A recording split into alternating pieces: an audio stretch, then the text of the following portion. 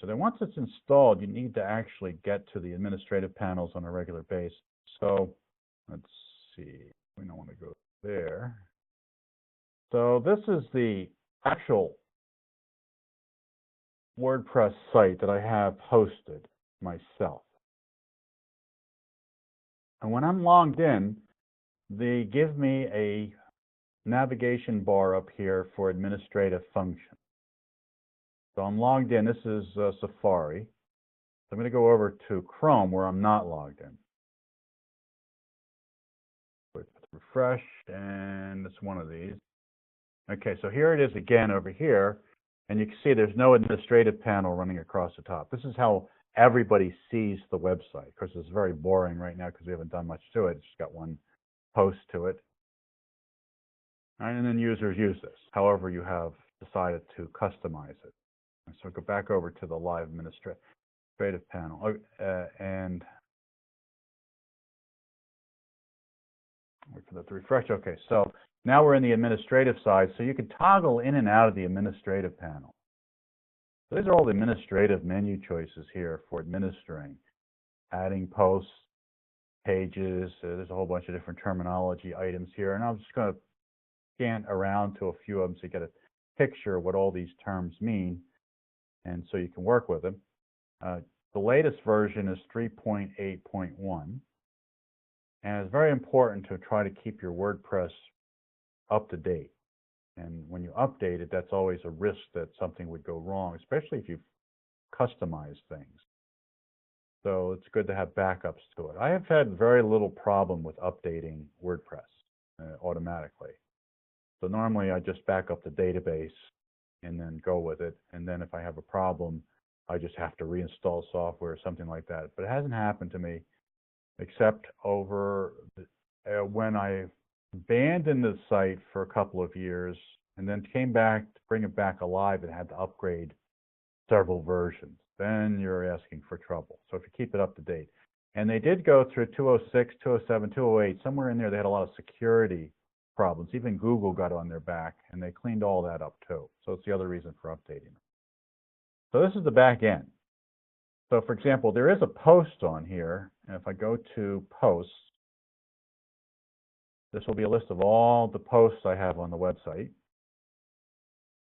All right, so I'm going to again jump you to another monitor. I just happen to set it up that way. And let's see, this is lonhosford.com, and we'll go to posts.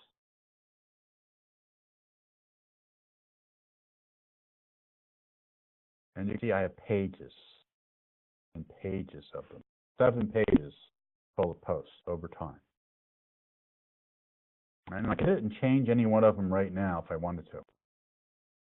And so we're looking at the editing panel. Now, over time, I've done it the hard way because I've grown up with WordPress. So a lot of things I don't have plugins for everything that they now have plugins for. So some of my posts have some unusual kinds of code in them, but we don't have to worry about that too much. But you have 2 views. You have a visual design view. Okay, hold on a second. That's the halftime warning.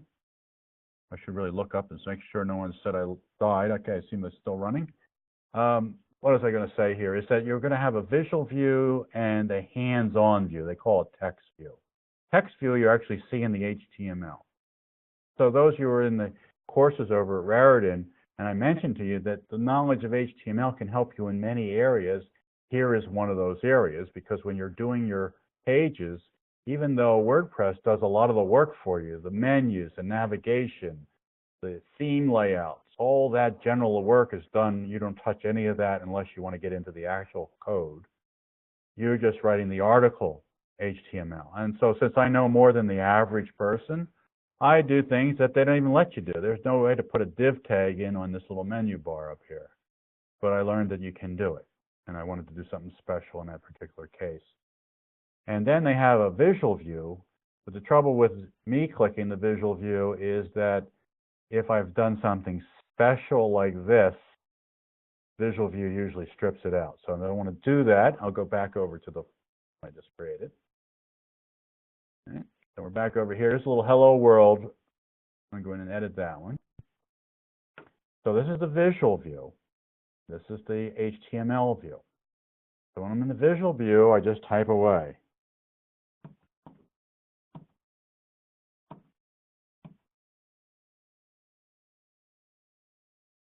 So it's pretty easy to do your editing. It's not too complicated, and you have a basic type of editing bar up here. If I want to make something bold, highlight it and hit bold. If I go back to text view, you can see it's writing HTML for me.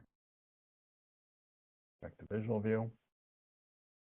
So for the person who wants to get some things done real quick and doesn't have any special items that I want to do that WordPress won't do, you'll do all your work in visual view. Now, if you're in WordPress.com, they have two ways I noticed to do editing. Let me just see if I can actually find the one I created here. I do new, my blog first. And let's visit the blog dash. See, now that's going to bring me there. When you do a new post, they have you edit in their own web page. And they don't have any text view here. But what I've noticed is they seem to be migrating to let you have the dashboard that we were just in.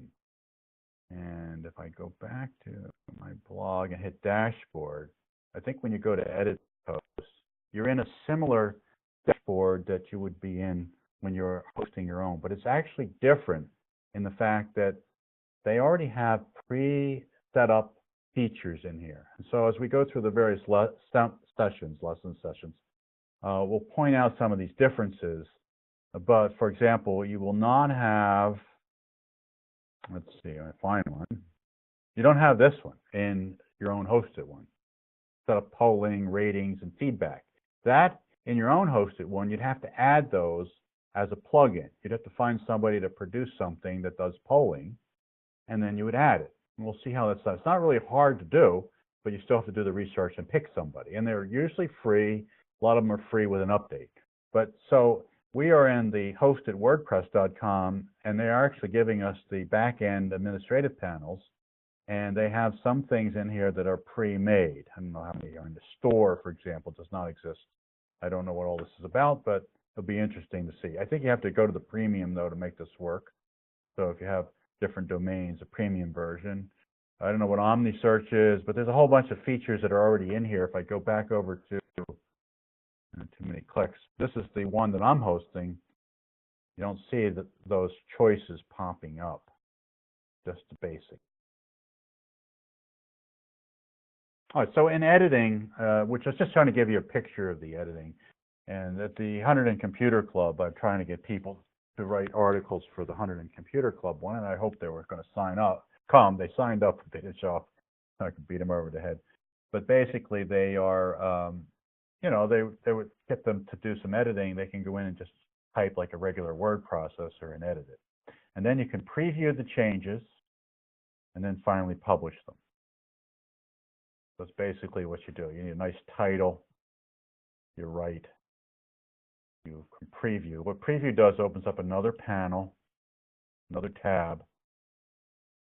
So here's the editing tab we just left. So WordPress opens up another, does a JavaScript window dot location is somehow built into their code. And so this is not live. Let's see, I just got buzzed. Let me just see, make sure that buzz had nothing to do with me being offline here. So it's still running. So the actual page is we can preview it and go back and edit it so we get it the way we want. And I can preview the changes, and in which case it doesn't pop up the window, so you have to click it. And there's my more stuff right here. And I have all these different choices of how I want to do things. No one didn't seem to do anything, but center that. All right, so that's the basics. Basics that are involved with understanding why people want to use WordPress. Just this one feature alone, I can start creating content and I don't have to think too much about it. Now, posts are what they are, blog posts. So they are a serial of my record, my digital record about some topics, and I keep writing them. And we'll find that we have ways of adding categories and tagging them so that people can find them within your website easier. If I actually go back to the website itself, so it knows that I'm still in here, so let me just do a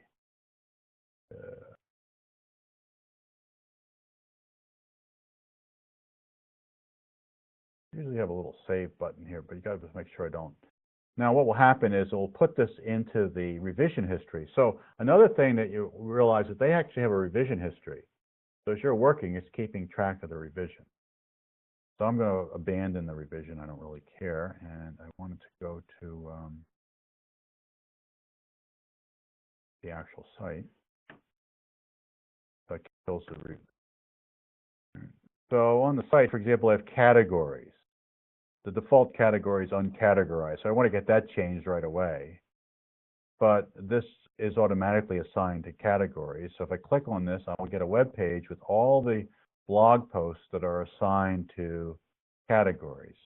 We go to my website, which is kind of old in terms of history. It has a lot of history to it. And if I go and actually do the same thing, visit the site. Now, we're actually jumping from WordPress.com to WordPress.org version, but the idea is the same. There's my categories. So I wanted to see all the flash articles. I click on it, and then it automatically gives me a layout of all those articles. And then the categories are added in at some point here. I don't know if these are categories or these are tags. These are the tags. So you can assign them tag words. So if I want to see all the articles about parsley, I've tagged all those articles. And now I'm down to the list of articles that have to do with the framework parsley when I was writing about that.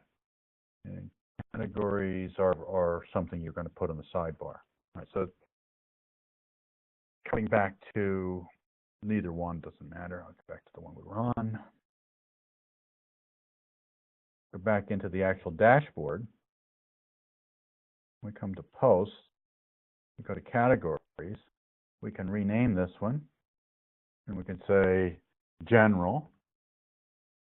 All right, so we just want a different text name. This is the database name. And actually, this name becomes part of your SEO. So you want to make sure the slug name is useful in terms, even say it's URL friendly version of the name. So this is not very friendly, so I probably want to change that right now as well. Keep in mind, this is the, oh no, this is not the hosted one. This is not the WordPress.com. This is hosted by me. And we'll take a look at theirs next, but I would change this to general probably, so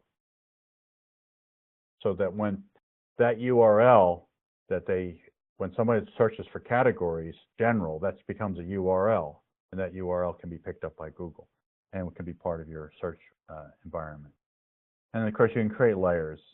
So this could be, there's only one category at this point, but then you can have parents and so on. So that would be learning how to use the software, but I hit update. And when I go to edit a post or create a new post,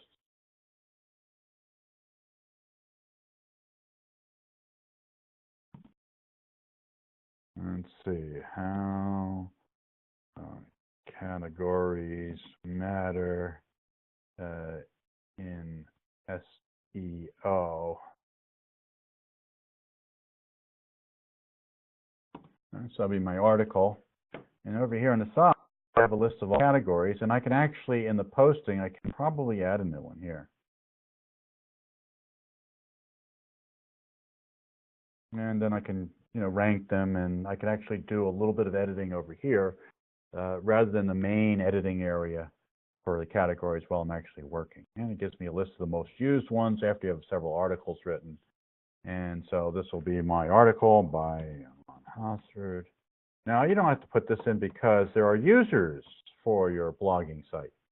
And if you noticed, I'm just going to publish this right away. I'm anxious to get this article out. So I'm publishing it. I don't really care. It's got editing errors in it. I'm just throwing it out there. If I go to visit the site is organized right now in a blogging layout. So the home page is each blog article.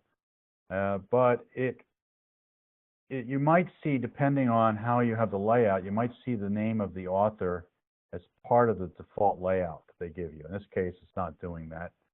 So I wanted to make sure my name is in there so Google picks that up. But you might see the name up here. So go back into the dashboard. And then we have pages. Your website has your blogging site has pages to them. Right now we don't have any set up. I'm going to go to the 100 and Computer Club because that one's a good example. Sorry about the bouncing back and forth. And I think I'm logged in to do the editing. So I go to Dashboard. Well, actually, let's look at the site first. So in this one, it was laid out like a website. So there is actually a home page, which I have to update tomorrow morning. Because it's got all the new information for the latest meeting. Going to be on basically how to get rid of your cable television. All the ways you can watch your favorite stuff without having cable anymore. And it's going to be the call, so I have to put all the data in. So I'll be editing this page. But I relegated the blog to a menu choice. And so I apparently wrote that blog article. And like I said, depending on how you set up, it might indicate automatically who wrote it. So I can actually click this to see all the blog articles that Lon Hosford wrote. We have one other blogger that wrote some articles too. But you can see it's a page layout. And in the newest version, which just came out in December, we have a menu navigation system. So we can build our own menus. And that gave us a great capability of making this a tool for anybody who wants to create a website. They can create it through WordPress and create a menu navigation system. So let me go back to the simple version because the bigger versions always can be mind-boggling. Sorry about the blink. So if I come down here to settings, go to general settings, we'll see here's the default title, which was asked when I set it up. They'll ask you that when you set it up at WordPress.com. And I think also when you go to first time you open it on your own site, I think it asks you for that piece of information. Here's the URL. In case you want to move it, this is one of the things you'll have to change. There's, I think, another step involved to moving it. Where emails are sent, because you can have this up so people can actually comment on your WordPress site. Now, that's a decision that actually you have to think about, whether you want to maintain all the commenting on your own database or whether you want to do it through a plugin like with Discuss or Facebook. There's all these other different ways to do things. But traditionally, when you wanted to have comments and a user community, you did it through Facebook because it was all built in. The email address in there for administrative purposes and user notification. And so I just point out to you that a lot of things are set up so you can edit them. Let's see. One I wanted to show you was writing.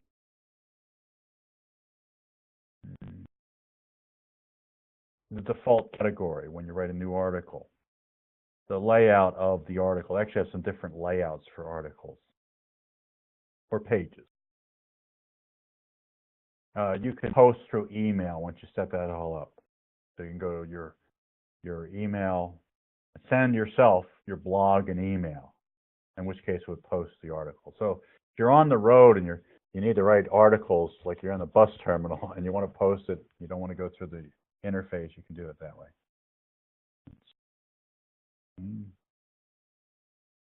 Okay, so the reading settings just are some ways of how things would look, but here's where you actually go from a blog layout to a static page layout. And then you pick which page will be the front page.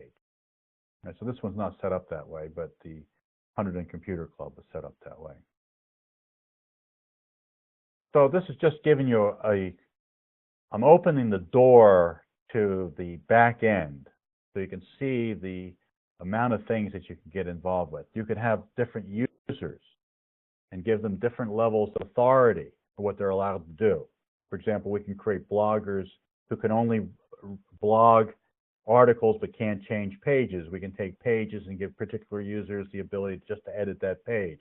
So you have this whole user administrative function in here that you can do. Basically, it's down to the super user, the editor, author, you have to look these up, the contributor, subscriber is only a viewer. So that means you want somebody to sign up at your site but they're only going to be viewing, so you're gaining a little bit more control because they give you their name.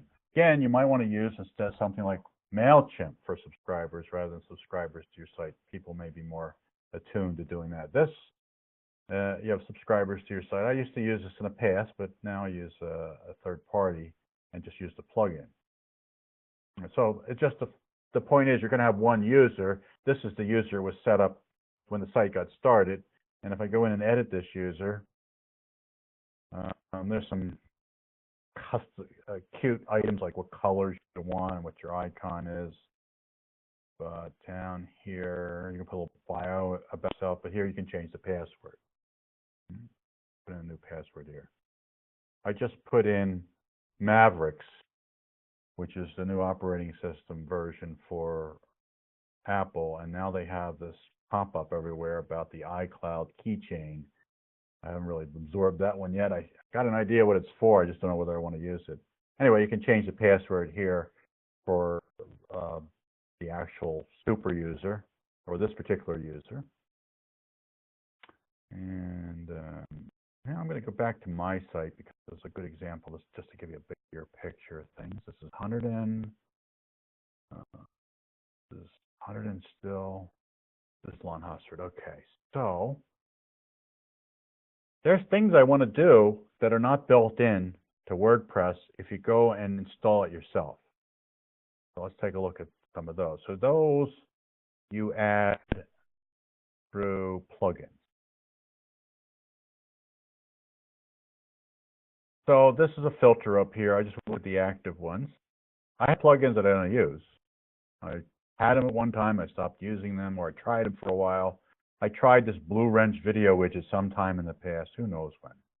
I didn't like it and I turned it off. It's that easy to manage things.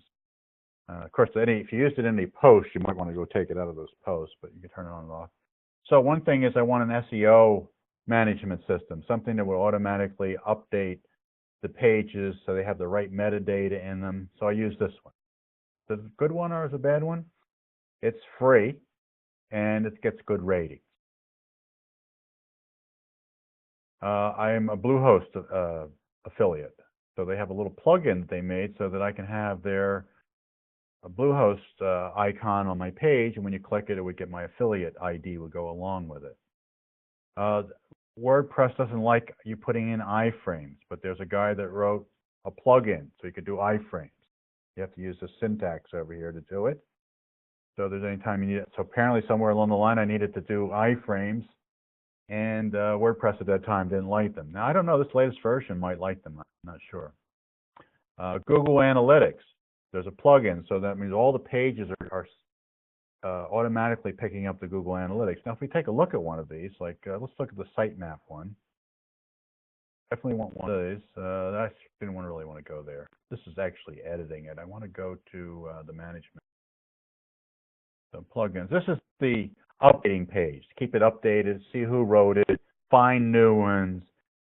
Basically, that's what this page is about. Once you get a plugin installed, it can show up almost anywhere. So the sitemap one showed up under settings. See, the MailChimp one ended up here. I don't know what happened to the Bluehost one, but it's around here somewhere. You'll find that they get in different places. So here's the sitemap one. That wasn't there when I put it in. And then it's telling me that my sitemap updated on March 2nd. And Google was notified, Bing was notified. It's how long it took, how much memory it took. I really don't care about that. There's a new beta version. And if you're interested in it, go look at it. Then configuration items for doing sitemaps, of which I changed nothing. Whatever they gave me, I just took it. I could study all this stuff and somehow tweak it if I need to. And this particular plugin has a paid version or a pay one-time version. So you'll find all that is available. He's up here telling me, you really love this thing? How about give me a couple bucks?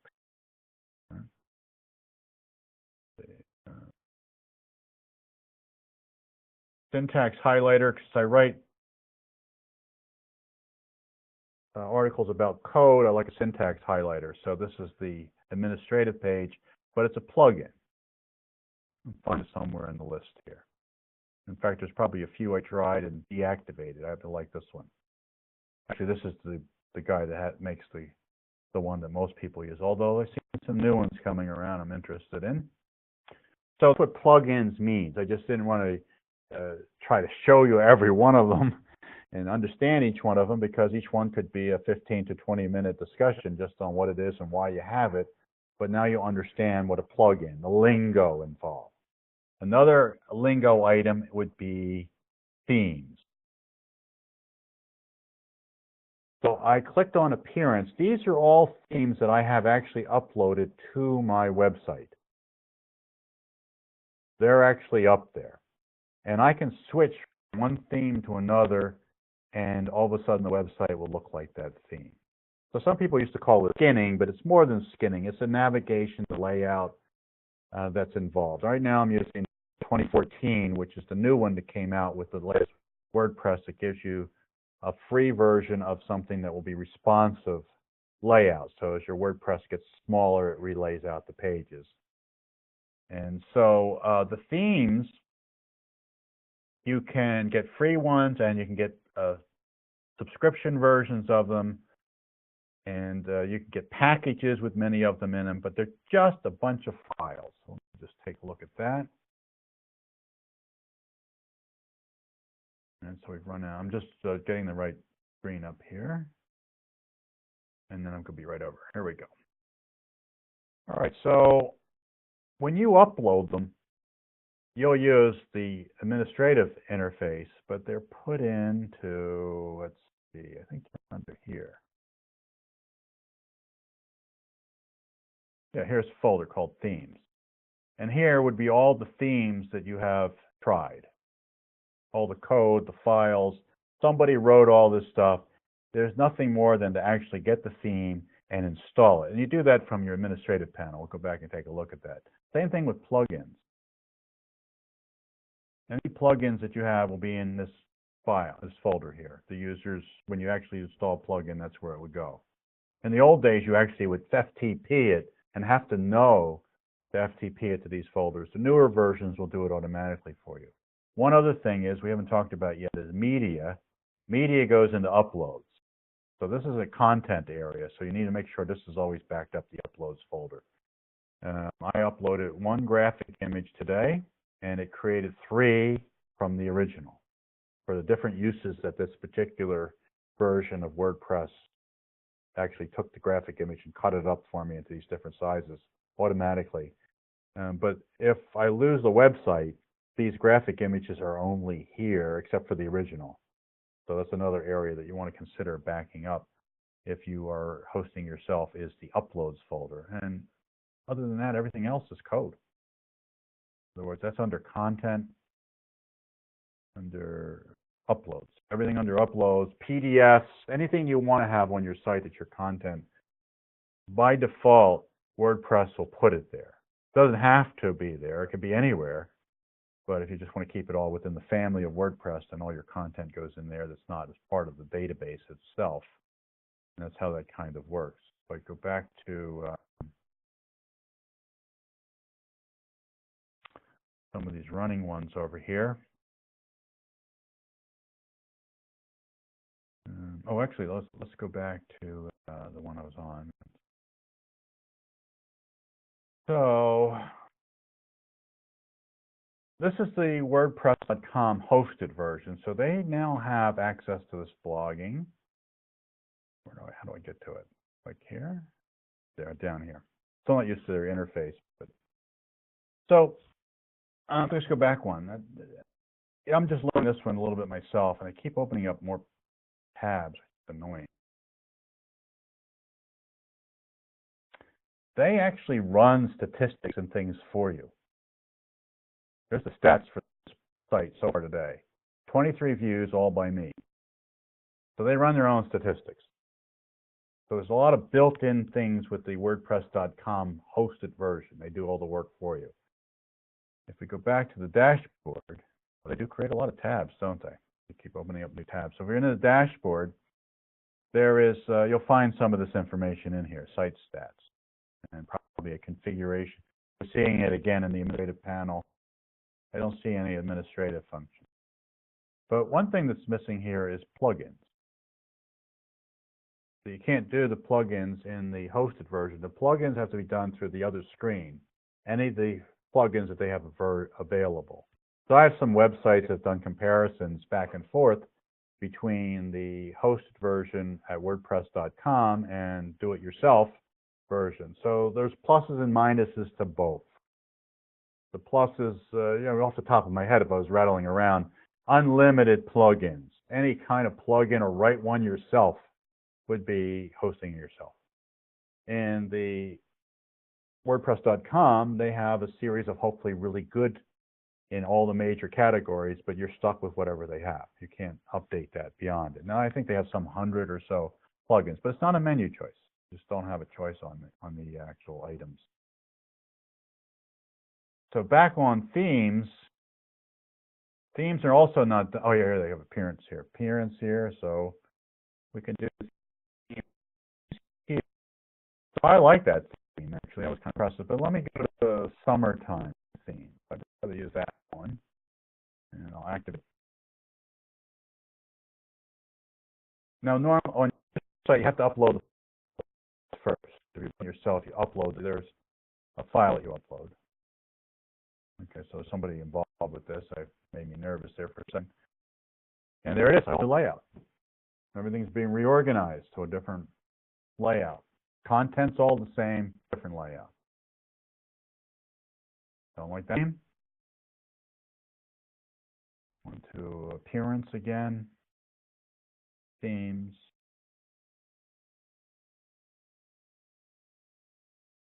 I'm still running, nobody's yelling at me, we're offline, okay, good. One of these days I'll have an assistant help me with this. Okay, so this one's going to cost me $79. Let's take a look. There's a preview in the latest version of WordPress, so you can actually see your site with the theme without installing it. So this exists in both cases. The only difference is you might have to upload the files for the self-hosted one before you can preview, but uploading the files does not affect it.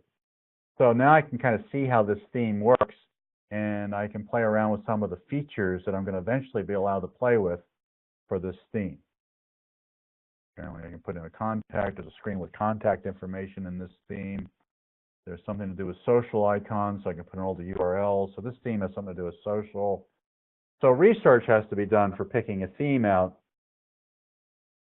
at one point in time to have the kind of theme you want. All right, so I can preview it, and I'm seeing how, and they also have a preview for different, what's going to look like for different screen sizes. And all that was well and good, but I decided not to go any further, so I'm not going to. So these are all these different themes. Your ability, you can edit or customize the themes.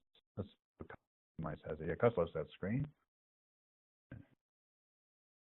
So you cannot, whatever the theme does, you're stuck with the theme's works. And so most of your menu choices for themes will be in here, like the background and custom design. If you have hosted yourself, then you can actually get into the theme code and override it. So you can actually get into the actual parts. And I've done this from time to time where the theme just was 99% of the way there, and I found somebody on the internet that told me how to modify it, and I went in here and changed some lines. Now, in the new WordPress, they have what they call child themes. So actually, you don't really change the actual theme code anymore unless you want to take the risk of an update erasing what you changed, which is the only risk you take. Or actually breaking the site, in which case, you can go back and fix it real quick. I've done that a few times. Typed in a curly brace in the wrong place, and then the site's no longer showing. But basically, the new concept is called child themes. You have to create a child theme of the theme you're using, and then you edit the child folders, and it works somehow in that fashion. But that's heavy-duty stuff, customizing a theme that was already created. But you can see all the stuff you learned in these classes. There's the style sheets for this theme. All laid out. You actually learn things by looking at somebody else's. How did they do that? So you start looking at how they did it. in that case. So themes are easily interchangeable. Be careful because some themes don't have the same panels, in which case a widget that you might have installed will not show up in the other theme because it doesn't have a place for it. And so you have to do some investigation if you have heavy uses of widgets. So we're at the end for today, but I just wanted to kind of cap this off. This is the widgets screen. So categories is one of the widgets right here that's on my site that I'm running. This is lawnhustler.com. There's a Bluehost widget. Actually, there's a widget for them. So I have to pick the graphic image and so on. There's the MailChimp. Somebody created a WordPress version for it, so I'm using theirs. And so these widgets are over here, and you drag them over to this side, and then you can edit them. Based on this theme, widgets can go in the sidebar. There's a content sidebar, and there's a footer, apparently, area in this theme. And these are all the possible widgets that I can use. If I change to another theme, there may not be a footer widget area in it. So switching themes is really easy. You just got to be a little careful of what panels you may lose or gain. But that's usually you're doing a site update anyway, and you've decided to pick a new theme, and you're now ready to use it, so you start investigating, what do I have to do with widgets? Do I have to get a new one? Do I have to put them in a new place? And those kinds of things. So all these are a little bit learning points. All right, so that's an overview today. I mean, I can see there's quite a bit.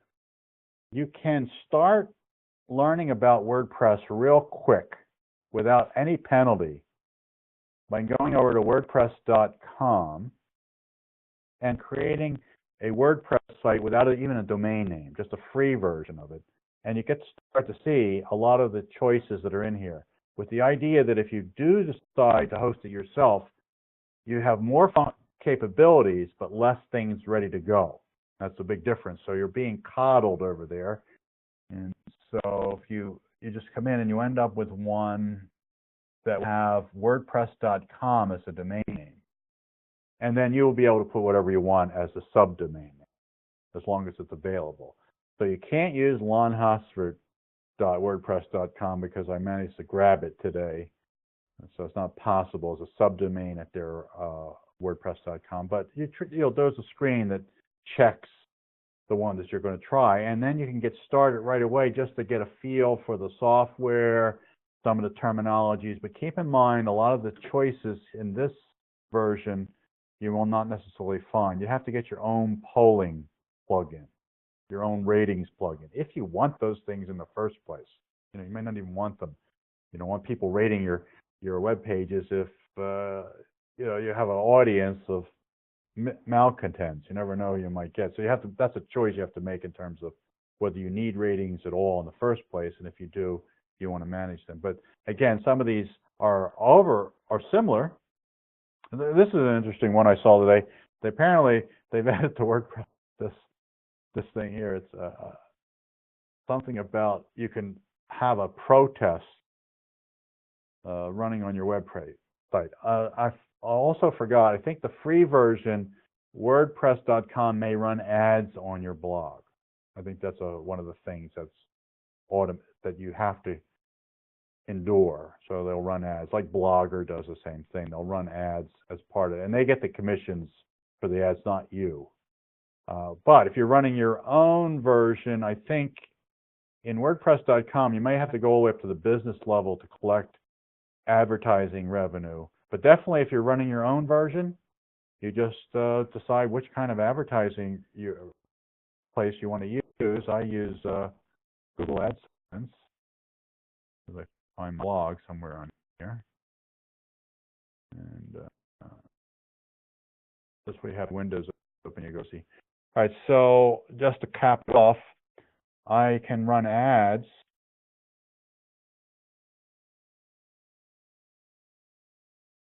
It's done so long ago I forgot what it is. I don't know if it's a plugin or what it is. There's Advertising Manager here. So this, make sure it's an active one. Yeah, so I'm going here. And so it must be a menu choice. There it is. Okay, so I used this plugin and I basically create the ads I want to run. And then when I create a page, I have a pull down to pull these different ads from and add them to my web page. And then, of course, it's tied into my Google AdSense as part of the configuration, I guess. And it automatically, Google picks up shows the ads. All right, so that's the overview for today. I don't know much more to do. We're going to cut this one.